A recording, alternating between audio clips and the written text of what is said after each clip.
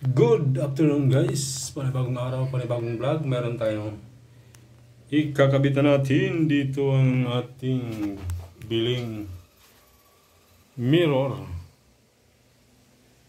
Yeah. Mirror, mirror, mirror. Sana to? Ito yung liguan ni Uwa. Yan ang salamin na yan. Ilibin ang butas. Tapos ay, yan na guys, mayroon na tayong sukat, balansi sa kabila. Parang malapit sa kabila.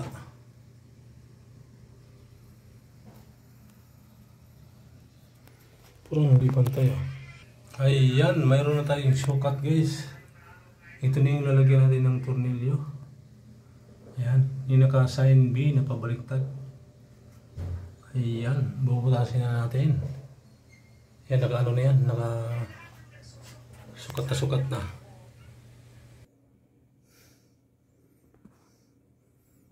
Ay, yan na guys, bagong salamin na. Yun nga lang, tinted. Dahil kinubira natin yung taas para di masagwa yung taas. Di naman maganda kung balanse may nakikitang siwang sa taas at saka sa baba. Di pwede, pangit. Okay lang yan sa baba. Importante sa taas. Sarado. Ay, yan na guys. Pasilip sa ano. Munti ko makalimutan na nag-video pala ako. So ito na lang guys.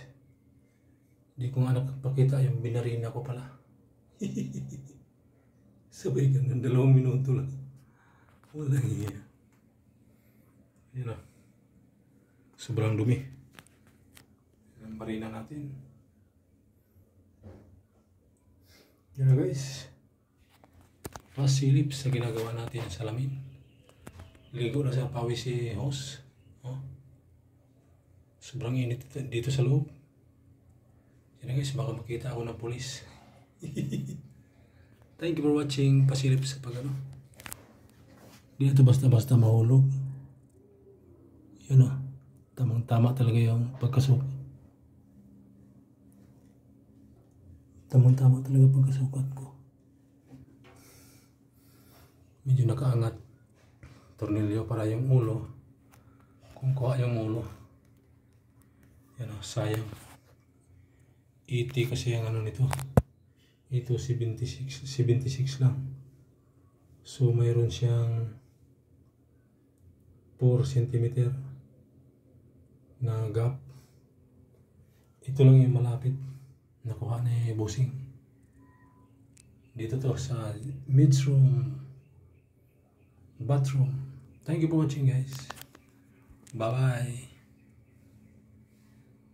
Iyon o. Uhahay. Bye bye.